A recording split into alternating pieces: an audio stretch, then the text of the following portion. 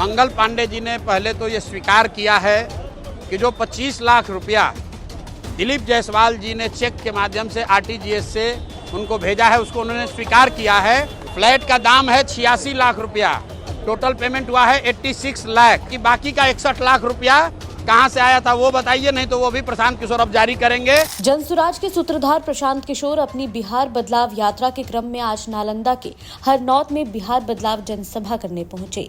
जनसभा के बाद स्वास्थ्य मंत्री मंगल पांडे द्वारा दिल्ली में 86 लाख रुपए का फ्लैट खरीदने के खुलासे के बाद उनके दिए गए जवाबों पर भी प्रशांत किशोर ने पलटवार किया। प्रशांत किशोर ने कहा कि मंगल पांडे ने ये तो स्वीकार कर लिया है कि दिलीप जायसवाल से 25 लाख रुपए लिए, ये बताकर वो फंस गए हैं। अब वो बताएं कि बाकी के 61 लाख रुपए किससे लिए, नहीं तो 7 दिन में हम बता देंगे।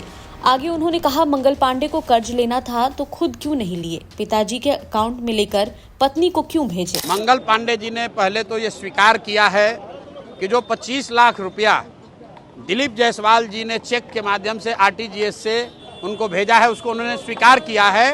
वो पैसा दिलीप जायसवाल जी ने मंगल पांडे के पिताजी को दिया है। फ्लैट का दाम है 86 लाख रुपया, टोटल पेमेंट हुआ है 86 लाख। हमने कल सिर्फ जानकारी दी है 25 लाख के बारे में, तो अब मंगल पांडे ये कह रहे हैं कि 25 लाख लिए तो थे लेकिन वापस कर दिए। तो चलिए, अगर वो बात मान भी ले तो अब आप लोग मंगल पांडे बता दें कि बाकी का 61 लाख रुपया कहां से आया था वो बताइए, नहीं तो वो भी प्रशांत किशोर अब जारी करेंगे।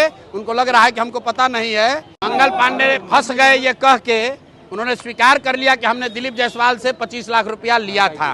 सुनिए, अगर आपको उधार लेना था तो खुद काहे नहीं लिए, बाबूजी के अकाउंट में काहे लिए, वहां से छुपा के अपने पत्नी के अकाउंट में क्यों भेजे।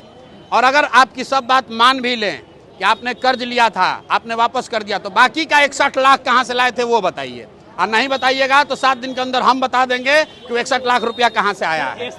दूसरी बात, उन्होंने कहा कि हमने कॉलेज का कुछ मदद नहीं किया दिलीप जायसवाल का, वो तो विश्वविद्यालय अनुदान वाले करते हैं, यूजीसी वाले करते हैं।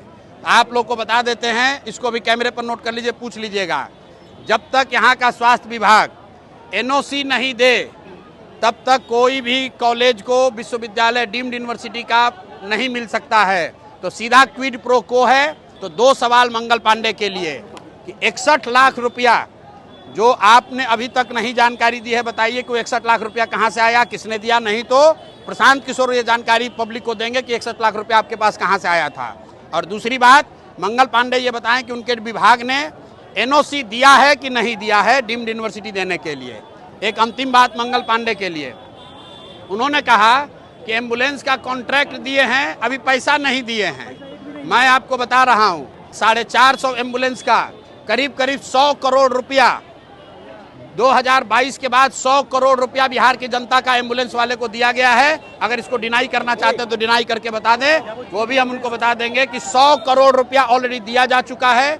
अब ये जो अभी हल्ला हुआ है, कोर्ट ने रोक लगाया है, तो 222 एम्बुलेंस का पैसा रुका है, लेकिन 450 एम्बुलेंस का 100 करोड़ रुपया, करीब 100 करोड़ रुपया ऑलरेडी पेमेंट किया जा चुका है।